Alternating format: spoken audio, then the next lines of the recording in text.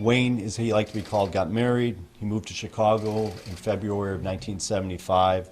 He divorced shortly thereafter, and shortly after that, no one heard from Wayne again. His family thought that he wanted to be just left alone. There was no missing persons filed, nothing. We're here today to announce that we have identified yet another one of the victims of John Gacy's massacres, and that victim is Wayne Alexander. Wayne's family asked me if I could read a short statement here. This is from his sister and from his mother as well. It is hard, even 45 years later, to know the fate of our beloved Wayne. He was killed at the hands of a vile and evil man. Our hearts are heavy. Our sympathies go out to other victims' families. Our only comfort is knowing this killer no longer breathes the same air as we do. We can now lay to rest what happened and move forward by honoring Wayne. We ask that you respect our wishes of privacy as we process this tragedy. I just finished talking with Wayne's mother and his sister and brother. Amazing family. Incredibly thankful for all the work that everybody did to try to bring closure here. They loved him, and they are happy there's closure, but they're obviously very sad, especially under the circumstances in which this occurred. As you all know by now, John Gacy went through the Chicagoland area in the 70s killing people, and at the end of the day he killed at least 33 people, starting in 1972. As I mentioned to you at the beginning, Wayne came here in 75 and was only in here for a short period of time. He had the misfortune of both living in the area where John Wayne Gacy did most of his killing, where he targeted most of his victims. He also had the misfortune of also operating in an area where John Gacy targeted specific people and specific groups as well. We had been investigating this as a result of our efforts to identify the remaining 8, and we were able to piece together a lot of the different parts of this. But frankly, the DNA has diminished. It's not as good and complete as some of the other ones had been. And that's where we have been blessed with different partners who have helped us in bringing this to closure. I want to thank the DNA DOE Project, who have some folks here today who are going to speak. I want to thank the Irwin, North Carolina Police Department, who were particularly helpful. And like always, the University of North Texas Center for Human Identifications. They also were helpful. Where this all came together was, as I said, the initial work that we were doing. We had been going through the DNA. We'd been getting DNA samples sent from families all over the world, frankly, to try to help us make this match in the CODIS system. As we knew from the beginning, this would only work if, in fact, there was going to be matches, if family members had submitted DNA. In this case, the family had not submitted any DNA, and that's where the DNA Project came in so helpful, because they take genealogy genetics, and they work that. So much like the Golden State serial killer, that type of DNA is analyzed primarily usually by people. They submit their DNA for purposes of trying to figure out their genealogy, not necessarily because of missing persons. So the DNA Project, I'll let them explain what they do, they work in that area. So that was an area that we had not been able to access before, because as we've said from the beginning, the reason we're doing this is because technology keeps advancing and techniques and tools keep advancing. And so working with them, they were able to come up with a family tree. We then took that information and we were able to work through that, get contact with family members, get DNA samples from family members, submit it to CODIS to make the match and to close out this case. It was through the hard work of Detective Moran, who's been working on this for, going on a decade now, yes, that we were able to bring this to closure. But I can't emphasize enough to you, it was like the typical painstaking work of finding out when Wayne was last seen, tax records, parking tickets, that we were able to put this all together, combining it with the DNA. The interesting part of it was this tight timeline when Wayne had come into Chicago, and he was only here for about a year before we believe he was killed. We're able to narrow the window when we believe he was killed by John Gacy because of where his body was positioned in the crawl space. He was buried underneath an individual who we know pretty precisely when he was murdered. And so that gives us an end date of March 15th of 1977. And then we have parking tickets that go from January of 1976. So it was in that window sometime that Wayne was targeted by John Gacy and subsequently killed. And so we've been able to narrow that down. As I mentioned, we have 5 remaining victims. We are going to continue pressing ahead with that. We're going to utilize all these different tools that we have utilized on this. We're also going to be utilizing these tools for some of the missing women that we've been attempting to locate in a separate operation in our office as well. As the advances continue to go on, we will continue to utilize those for all of these different cases we have. So I'm ecstatic we were able to bring out some closure. It's heartbreaking talking to the family. This is the first time we actually had a parent that was still alive for one of the cases, and it was very difficult talking to her. Very, very sweet, sweet lady.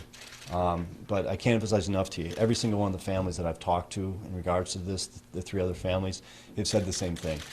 They desired all their life for closure. They finally got it, and they're just thankful for everybody involved. So at this point, I want to bring up some folks from the DNA project that were going to talk to us as well.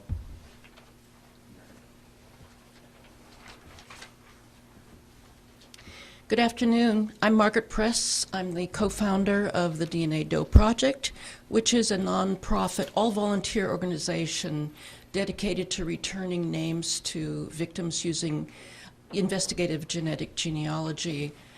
Back when Lieutenant Moran and I were first discussing using this method in possibly generating leads as a tool to assist them in identifying some of the remaining unidentified victims here in Cook County, we settled on the John Doe known as victim number 5 based on the quality and quantity of the remaining biological sample. So it's really an honor for us to be here today to be here and to have assisted the Cook County Sheriff's Office in bringing the name back to this young man. And now I'd like to just briefly introduce members of the team who are here with us today. There's Kevin Lord, who's our bioinformatics expert. There's Jennifer Randolph, who's our case manager. Then we have our co-lead here, Harmony Volmer. We have Rhonda Kevorkian on the team, and then Karen Binder, who's also a co-team leader, and who's going to explain to you now how that identification was made. Thank you very much. Good afternoon. Thank you all so much for having us. Francis Wayne Alexander was also known as Gacy victim number 5. He was born in 1955 in North Carolina. It should be known that it really takes a village to solve a case like this. Obviously, there was a lot of work done by the Cook County Sheriff's Department prior to us coming in, and we were very pleased to provide an additional tool for them. Before we get the case for the genetic genealogy, there's a lab process that the DNA goes through. First, extraction, which was performed by Estrella Forensics in California. Next, sequencing, which was performed by Hudson Alpha in Alabama. Finally, bioinformatics was performed by Kevin Lord of Sabre Investigations. And then we at DNA Doe Project performed the genealogy process. Given the age of this case, the quality of the DNA extract obtained was excellent. A high-quality DNA sample with little bacterial contamination was obtained from the victim's molar tooth. Thankfully, we had several excellent DNA matches, resulting in one of our fastest leads, which we provided to the Cook County Sheriff's Department. Those DNA matches are demonstrated in the family trees to my right. Furthermore, the DNA matches in this case were all available on GEDmatch, so that was the only database used for this case. In regards to the family tree, I'll describe briefly the DNA match's relationship to the victim as well as the amount of shared DNA. The amount of shared DNA is expressed in units known as centimorgans, and a higher number of centimorgans shared indicates a closer relationship to the victim. In this case, the highest match was 279 centimorgans. This DNA match turned out to be a second cousin of Francis Wayne Alexander through his maternal great-grandparents.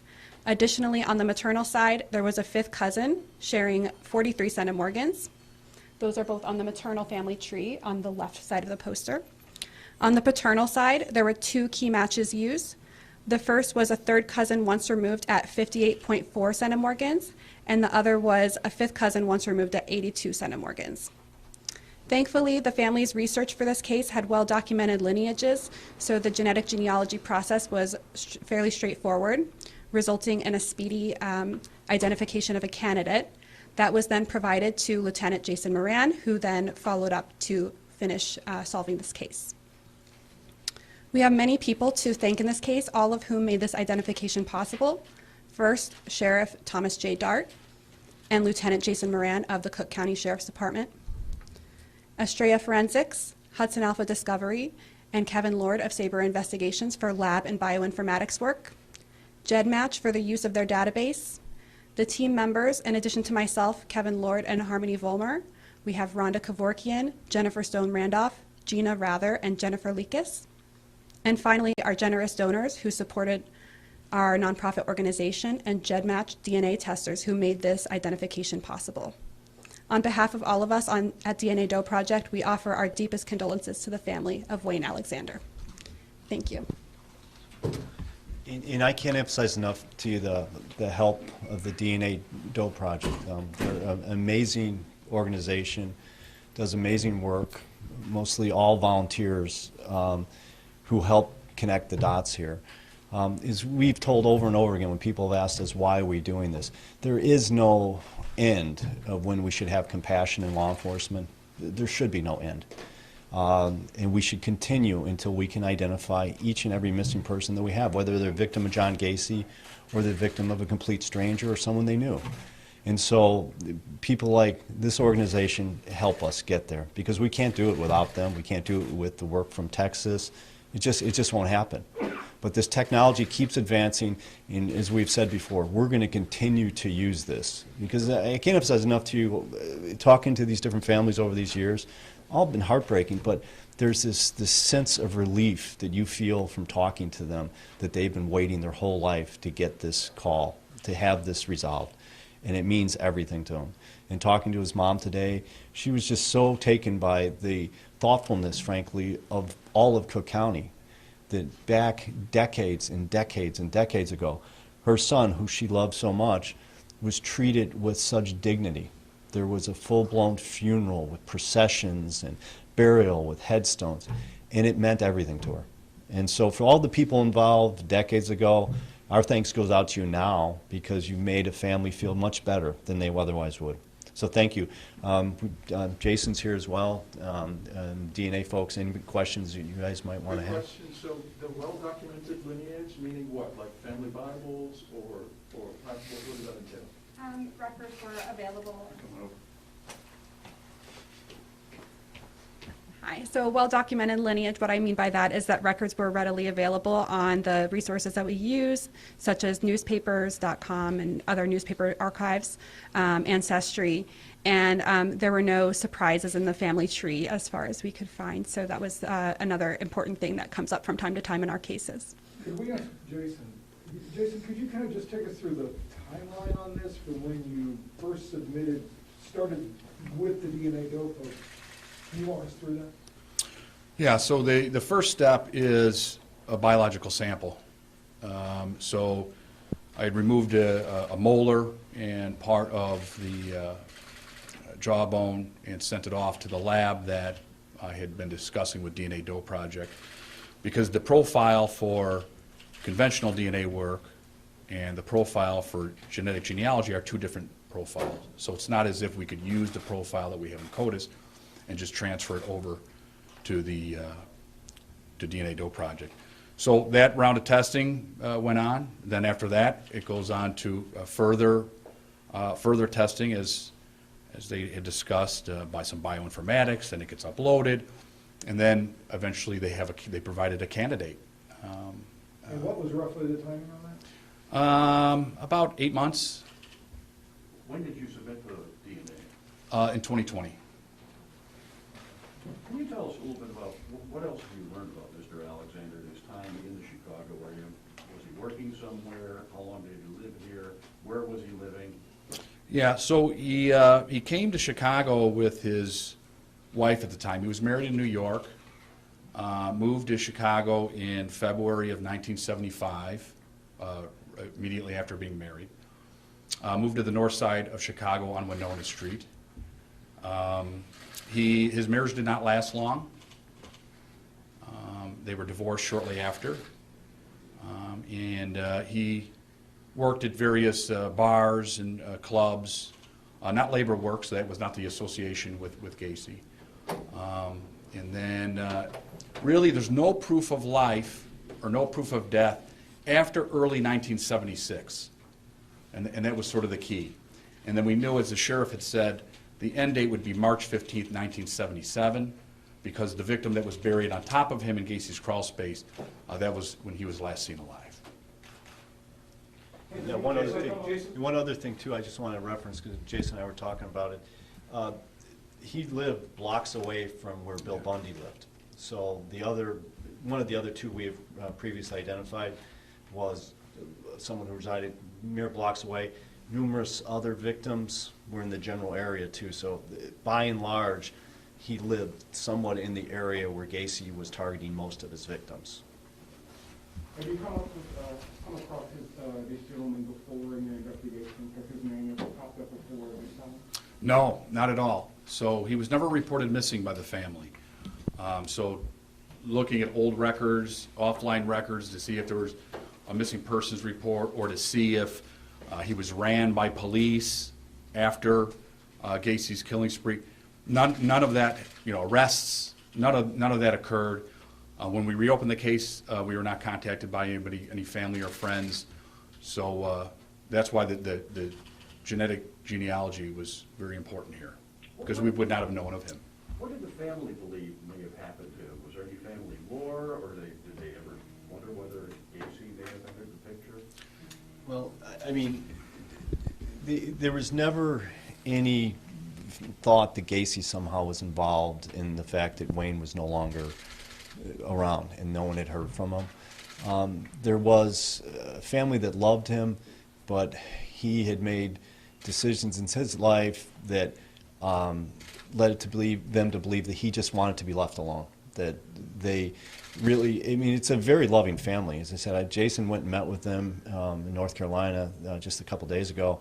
I talked to them earlier today as well. They loved him, but they thought that he wanted nothing more to do with them, and so that's why there was never a missing persons filed, which would have helped trigger some things. But trust me, many of these other victims of Gacy's had missing persons on them, and that didn't help us too much either. So there was no specific direct connection that we've been able to connect with Gacy, other than the fact that his location where he was living was right where John Gacy was targeting people, and there's some indications in some of his lifestyle that he may have been attracted to some of the areas where John Gacy was also attacking people. Was the wife or ex-wife ever contacted with regards to, I mean, just, it's always been one of the things with the case, trying to understand why people wouldn't have reported people missing back then. Yes, I spoke with his ex-wife, but they were already divorced, and they were separated. She had moved back to where she was from, and then he remained here. Jason, you talk about the time from the match availability to solving this was less than 8 hours after all of that previous investigative work. Talk to us about that moment when you got the aha and what that 8 hours was like. Well, it wasn't the 8 hours for me. It was the 8 hours for the genealogist. From the time they uploaded it into GEDmatch and started searching through the results, that it took them about 8 hours to learn about the Alexander family and to suggest that Francis Wayne Alexander was a candidate for victim number 5.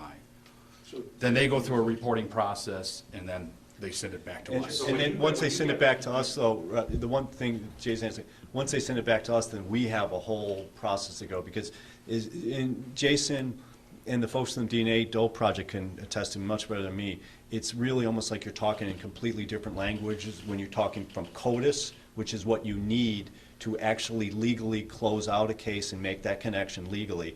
It's different language than the genetic side of it. So when the genetic side gave us now a potential person who we never had on a radar screen, that all of a sudden opened up our ability to then start doing the things that we'd been doing on all the other cases. So without the DNA Dope Project, we had nobody. We had no target zone. They gave us that, and then it was the traditional stuff. Was he in the area? Do we have records of him in the area? All that stuff. But then Jason was able to get DNA samples from the family members then that takes it up to that next level that is then understood by people in the profession that legally now we can make this determination.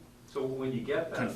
Confirmatory samples. Right, so when you get that, just to sort of, I guess, put the needle in a haystack kind of analogy here, you finally have to have a haystack to look at, I guess. Yeah. Is what it is. Exactly. And you guys start with the needle at that. Absolutely, absolutely. So our thought was all along by announcing this 10 years ago, once again, when technology had not advanced nearly where it is now, we'd get people bringing their DNA to us so that we can try to make that connection in CODIS. And that's what happened in 2 of the cases. But then we're limited completely by who sent us things. What the DNA Dope Project does is that it takes us over to here now. We're now, our universe of people that we potentially can now be connecting is now expanded. So it's no longer incumbent upon us just to have this narrow group of people who submit stuff to us, or people who may have already been in CODIS because of some other reason. Now it's out to here. And so it's just a tremendous help to us. And the folks there, I can't thank them enough. They've been amazing partners to work on.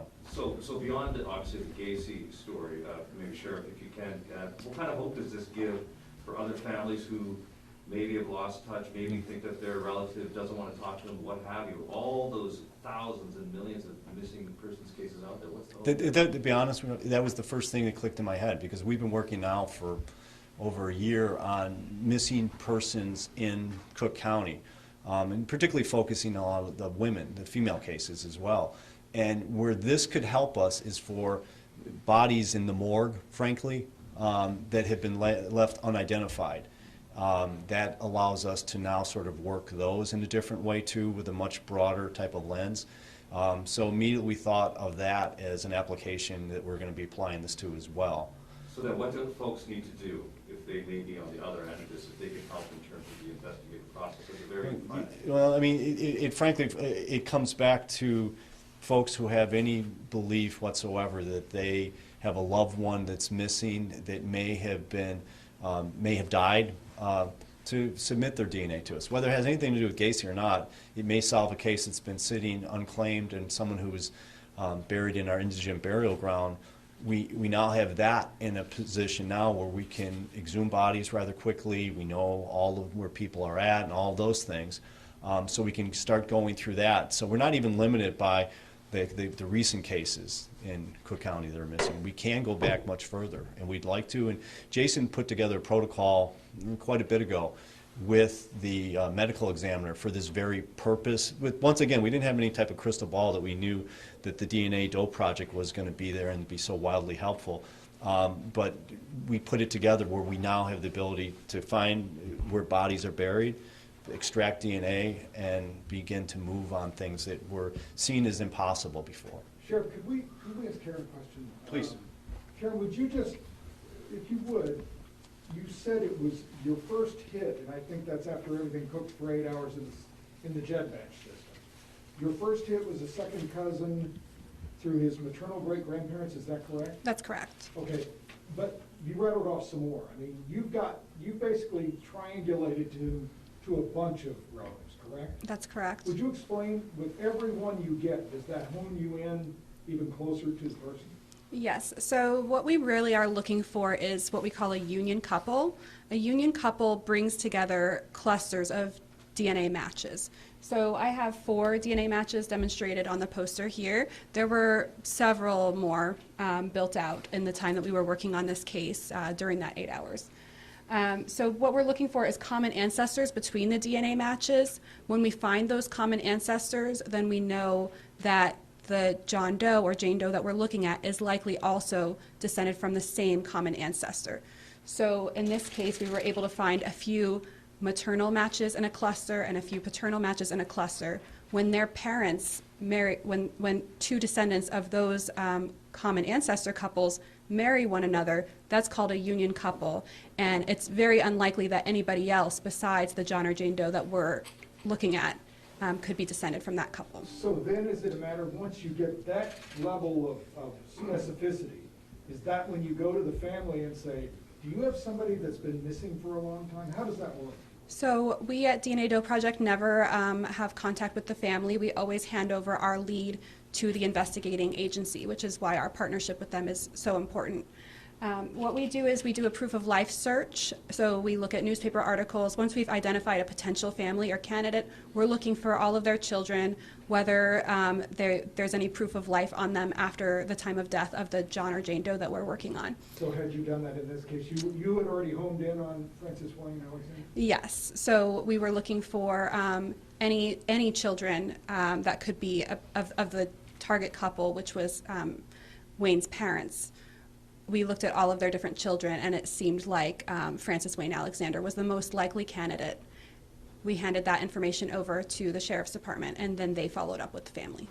In terms of the work that you do, how much of this is, if not predicated on, but helped by commercial DNA sampling systems, 23andMe, genealogy, and all that stuff? How much are those kinds of organizations important to what you do?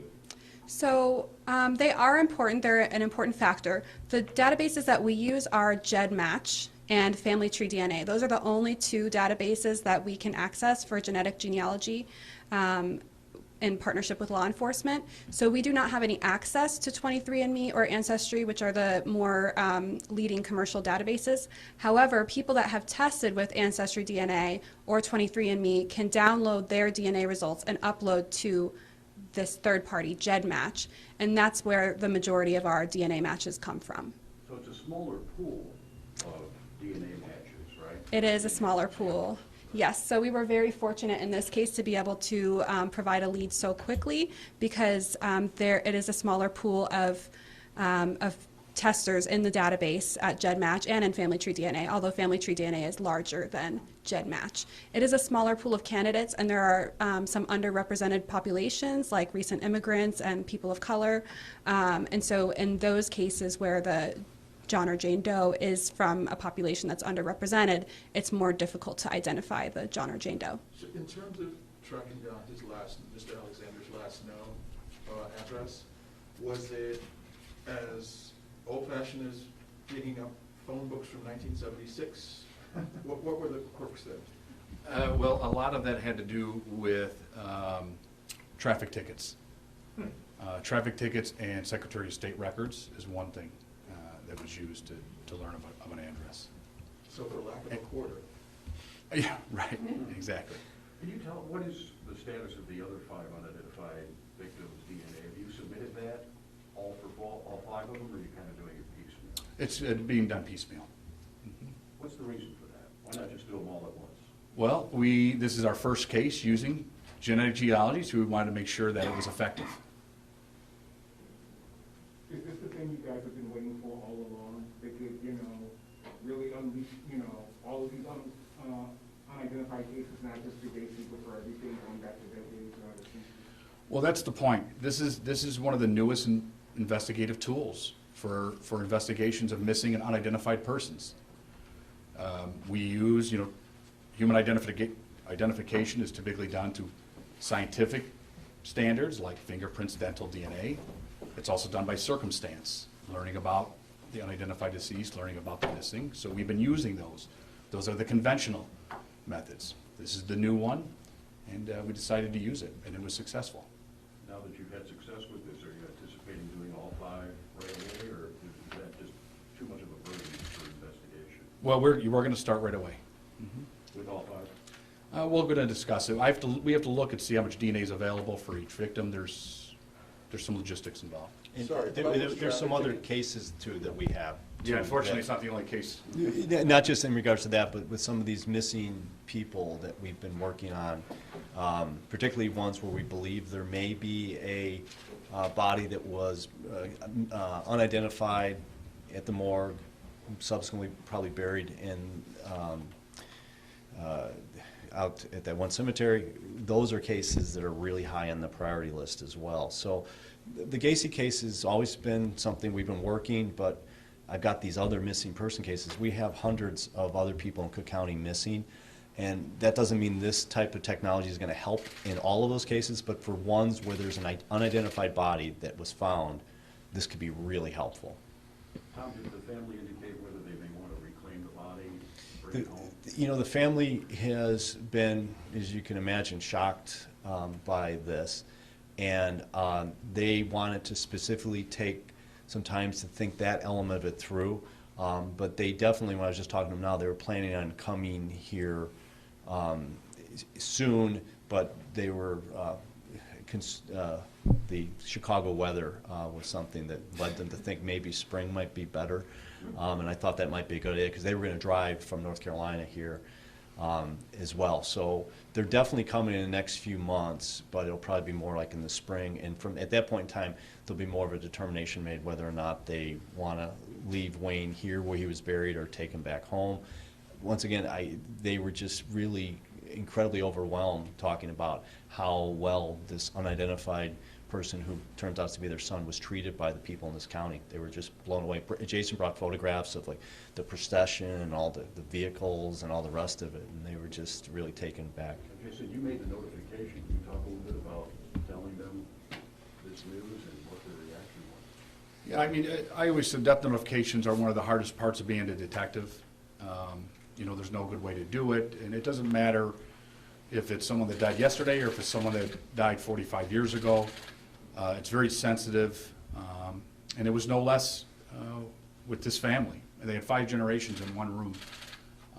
They all waiting to hear some news about their missing son and brother and uncle and all that. So it was sensitive, it was emotional, but at the end, all the family agreed. And everyone that the sheriff and I have identified, whether they were a Gacy victim or not a Gacy victim, every family has said it's better to know than not to know. And it's one thing that we took into consideration. We decided to reopen the case. Are we causing more harm by doing this? And every family member we've met with, every family we've helped, overwhelmingly said it's better to know than not know, even if the news is your loved one was killed by an evil man. I have to drill down on the parking tickets one more time. Were those? It's traffic tickets. Traffic tickets. Were the actual tickets in boxes in a warehouse somewhere, or have they been digitized? It was digital printouts of his file number and the citation code Gotcha. for what it was. So the actual ticket? No, I didn't have the actual ticket. Yeah, just a record of. That's right, of the ticket, yes.